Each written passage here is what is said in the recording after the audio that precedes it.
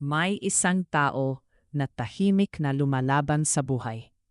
Ngumingiti siya sa harap ng iba, pero sa loob, pagod na siya. Araw-araw, dala niya ang bigat ng problema, pamilya, trabaho, at mga pangarap na parang unti-unting lumalayo. Isang gabi, hindi na niya kinaya. Umupo siya, pumikit, at sa simpleng panalangin, ibinuhos niya ang lahat. At doon niya naramdaman, hindi pala siya nag-iisa. Unti-unting gumaan ang pakiramdam niya. Hindi dahil nawala ang problema, kundi dahil may lakas na dumating. At doon niya naunawaan, hindi mo kailangang kayanin ang lahat mag-isa.